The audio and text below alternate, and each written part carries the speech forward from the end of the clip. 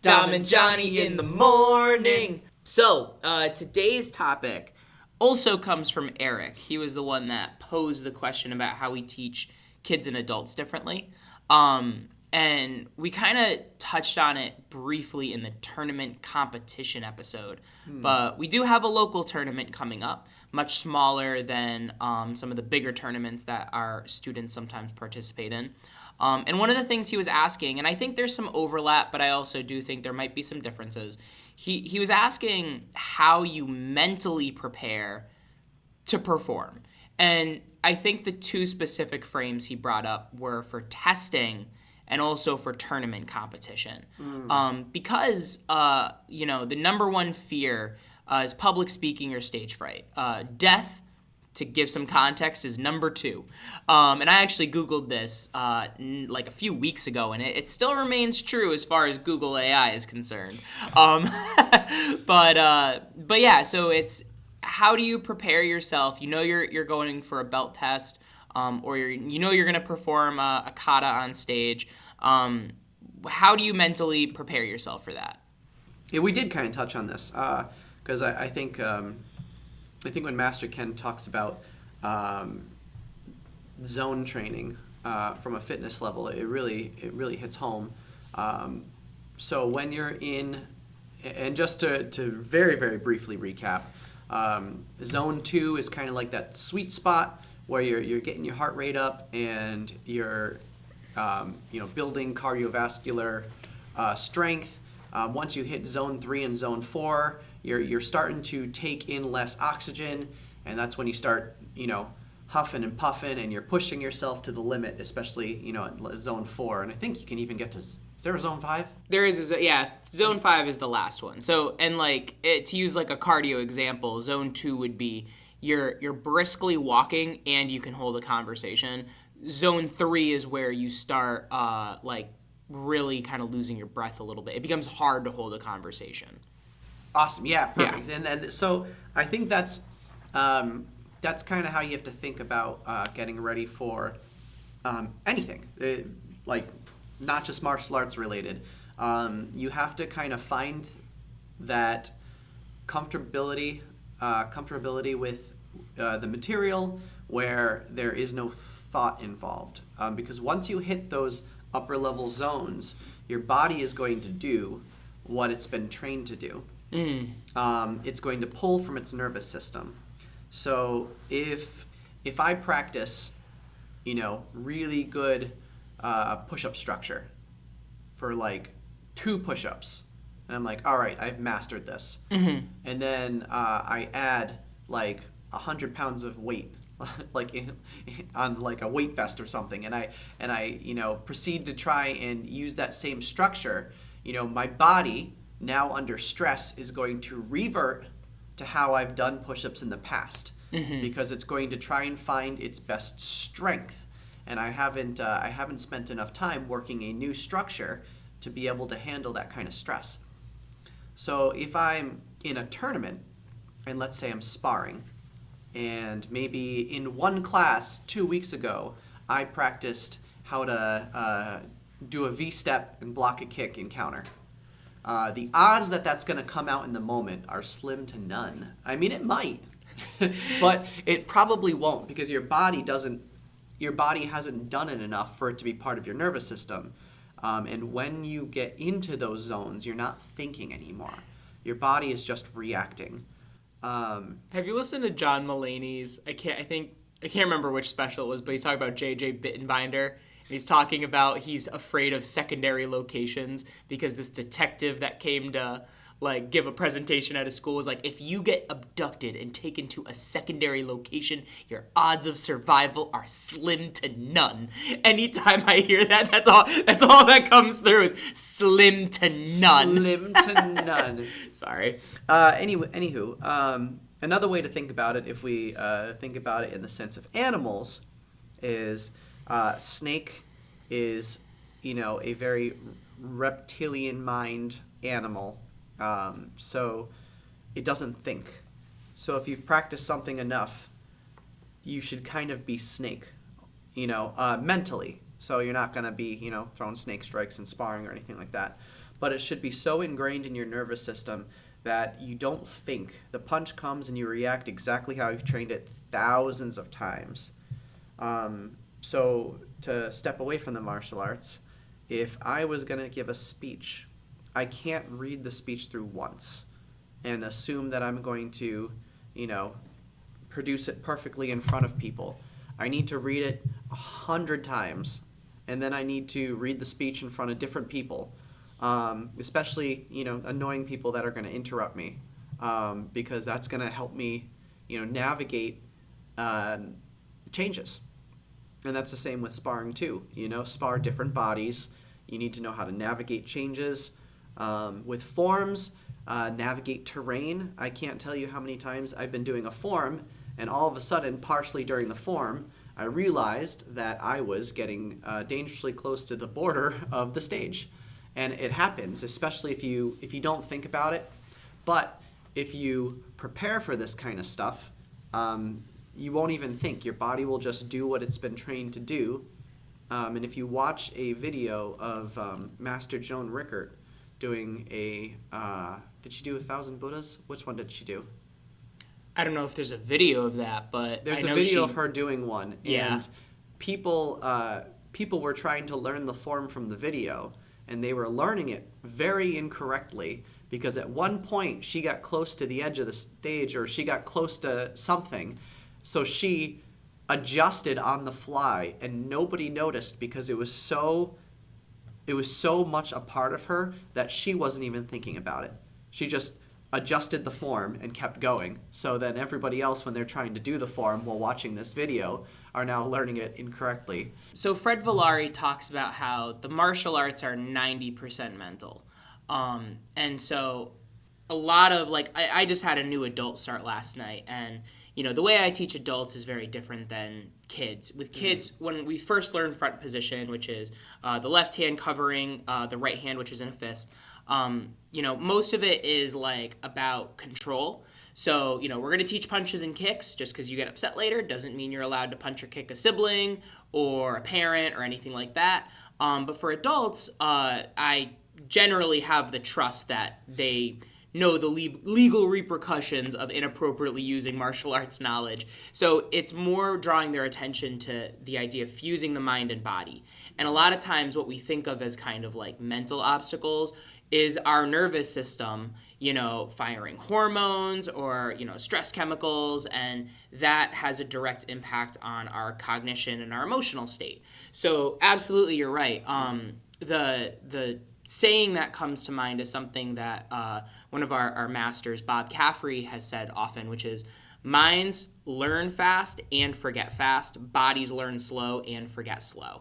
So that being said, it's kind of like when you're installing gigabytes and gigabytes of information on your hard drive, you kind of just have to be patient with it sometimes. So, you brought up the zones of training, which really is just, we use the zones of cardiovascular endurance training as a metaphor for the rate and the intention that you put into your regular practice.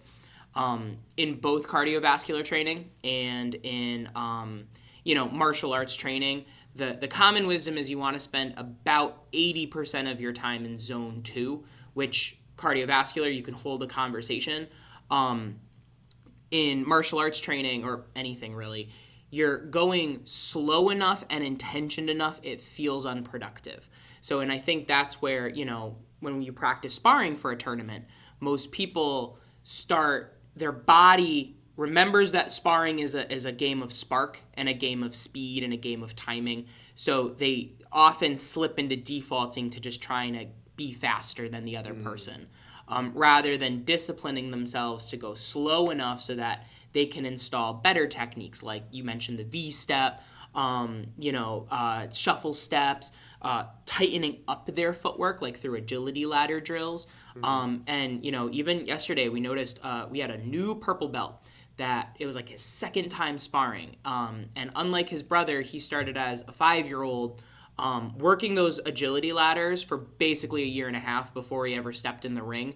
And his footwork was way better than anybody else's, just because he's gotten more practice at it. So and he hadn't been thrown in the ring yet. So like you said, his body just kind of remembered. So I think what happens a lot of times is if we're under practiced, and our mind is trying to remember in the moment, and we're also nervous on stage, our mind is going to be so preoccupied with trying to remember and also deal with all the feelings that it's not going to translate as well to our body. And it's all a learning experience. Like a quote-unquote failure is just an opportunity to learn, with the only true failure being not learning anything from it. So as a good example of the adaptation you talked about, so this past Saturday we had our annual Commitment Night Showcase, where all of our Black Belt Club members performed for their families. And it's really interesting because the ones that didn't really take practice seriously in classes didn't look as good as their peers that took it more seriously in classes, who just were able to plug right in. I made a comment to Ken because, this was like our 5th year doing it, and this was, we repeated a script that we previously did way back in January of 2020. And it just felt like just plug and play. Like there was no doubt or fogginess. It was incredibly clear what all our jobs were, and we were just able to pull the trigger and go. At the end, all the instructors did some forms, like our latest forms. And both my mom and sister commented they messed up their forms multiple times. They just hadn't practiced them as much. So, I didn't do my form flawlessly, and there was a moment where I was about to basically do my form behind the curtain where nobody could see it. So I had to adjust it on the fly too, to adjust it so everyone could see. But when it comes to the mental preparation, the safer you feel with what you've practiced is going to free your mind to focus on just calming your nervous system to allow it to do what you've already pre-programmed it to do. So I think there's a connection between the physicality and the mentality that a lot of times I find a lot of people try to categorize neatly and separate them into neat little boxes like this is a mental thing, this is an emotional thing. Whereas I find that the reality is there's a lot more overlap between mind, body, and spirit, so that if you address one enough, it helps relieve pressure from the others. Yeah. Now, I'm glad you brought up the showcase, because that's, for anyone who was on that stage, it was incredibly slippery. Yeah. It was insanely slippery. And the second I felt it, I immediately got nervous, because I know I haven't practiced on a floor like that before.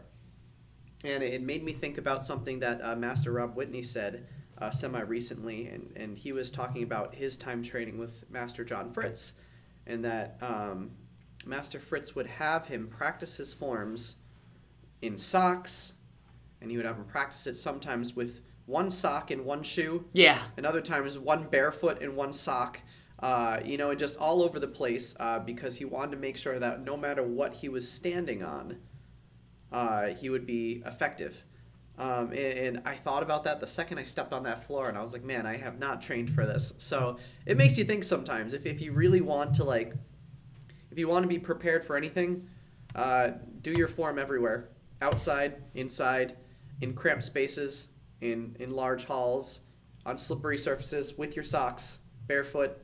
And then it will make you much more prepared, for an unfamiliar terrain at a performance like this. This was a great example. I felt unprepared, and it made me want to be prepared for the next time I end up on a stage like that. Yeah, so. And you also can reconcile it with you'll never be prepared for absolutely everything. And I will be. More you prepare in different situations, the easier it'll be to be adaptable when something unfamiliar comes up. A great example is on my 4th degree test.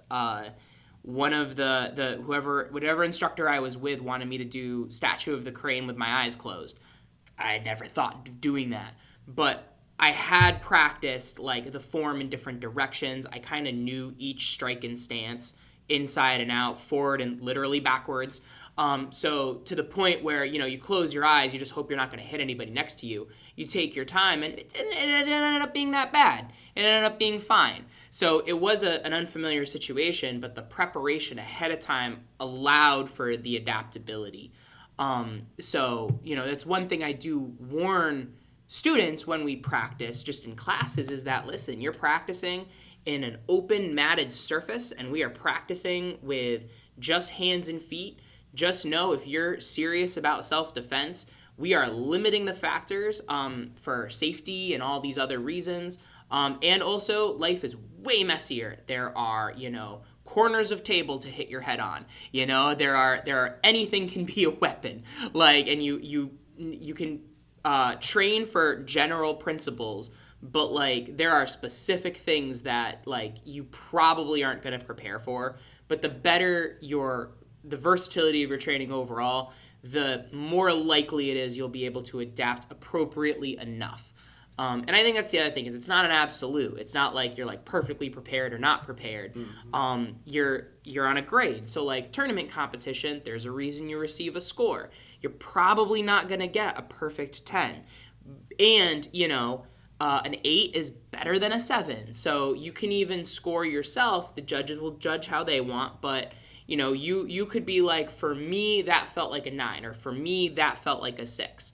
And the other reality of it is the more you do it, the less scary it'll be each time you do it.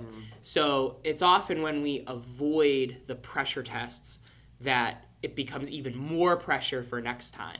Whereas if you just suck it up and do it, it just becomes just one more time instead of this big deal. So that's kind of like a tournament showy frame.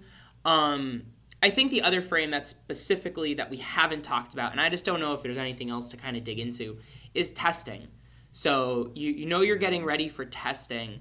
A lot of people put a lot of pressure on themselves for tests, as they should, because it means they care.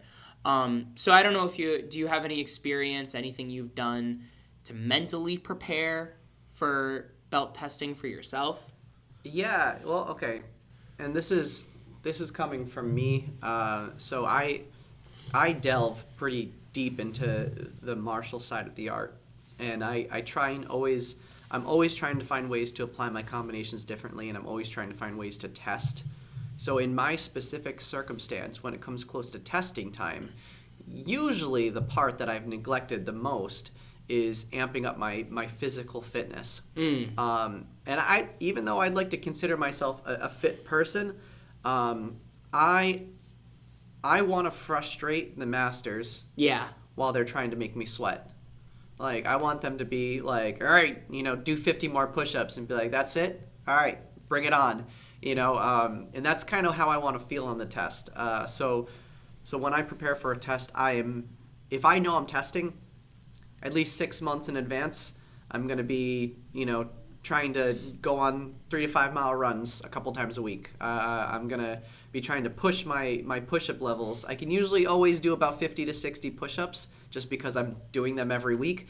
I want to push that number to 80 to 100. Same with sit-ups, which used to be my Achilles heel. Interesting. And now I could knock out...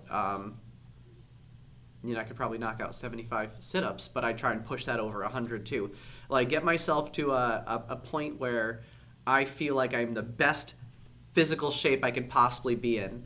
And that's how I like to go into a test. Things are a little bit different now because upper level tests are a little bit different, but especially if you're going for first or second or even third degree, you can expect that those tests are probably going to be pretty fitness heavy. So... yeah. Just because you brought up weighted push-ups way earlier, on our last test, we actually tested together, and we also tested with Ken, and, they asked him to do push-ups, and one of the masters, as a joke, sat on his back, thinking, he would, collapse to the ground, and Ken just kept doing push-ups like normal, and he's like, holy man, you're strong, yeah. So, and it was just one of those moments. I think for me, and I noticed this on... my last 2 belt tests, which were very far apart, time-wise. Mm-hmm. I got in the habit of putting myself into uncomfortable positions so often that when it came to the belt test, it was just one more thing. So like, you know, even on this most recent test, which wasn't really, it was supposed to be more mentally taxing, but it was like the kind of questions they were asking was like, I teach this daily. Like, it's not, nothing here is like mind blowing or throwing me off my game. In fact, as someone who has administered belt tests, I kind of have an idea of what belt testers are looking for, not maybe at this level specifically, but just in general. So it just, I didn't have that same level of fear that I think a lot of people go into, especially on like a first or second degree test, where I think part of it is you can out-psych yourself in the mental game by building it up as something more than it is. So the more often you put yourself in exhausting positions, you know, actually doing the zone 4, zone 5 training, even though you shouldn't be doing it more than a fraction of the time, I think it just gives you some perspective to help make the actual things not as bad. And, you know, I don't think it's a bad thing to mess up on a test. It's like I know some adults have gotten really frustrated with themselves because on the test they messed up part of a form or got turned around in a combination or something. And, you know, I think that feeling is healthy to kind of sit with. I don't think it's good to dwell on, and I think that there are proportional reactions to have. But, you know, we've all messed up. And I think the more times you do, if you mess up on another test, it's like, I messed up on the last test. Like, it's not it's not the end of the world, you know? So that would be my advice for mental preparation, is just the faster you reconcile that you're human and you'll make mistakes, and the more often you put yourself in uncomfortable positions, the less uncomfortable each instance will be. Yeah. And for anyone going for first degree who's never been on a black belt test, like, there is no right answer. Like, becoming comfortable with that failure is important, because, I mean, I've heard the same question asked on multiple tests with multiple answers that are always wrong. Sometimes in the same test. In our last test, yeah, we were asked the same question 4 times, and every time we would answer what the last instructor said, and they were like, wrong! And it's like, all right. It doesn't matter. Like, and yeah. that's I feel like that's a big part of the test. It's just being okay with the fact that you're going to be wrong, because they're going to make sure you're wrong. Yeah. So, it's the Kobayashi Maru thing. Yeah. I don't know what that means, but I agree. It's from Star Trek. It's like a simulation it's a no-win simulation to teach captains humility. Kirk was like, his big brain move was he actually just hacked the simulation ahead of time, so that when it got to him, like, the simulation code rewrote so that he just automatically won. And like the whole like committee was really upset with him because he didn't learn the humility lesson. And he's like, well, why would I play by the rules of the game if I'm supposed to lose? But Kobayashi Maru usually comes up either because it's a no-win situation, or you're thinking outside the box. Dom and Johnny in the morning.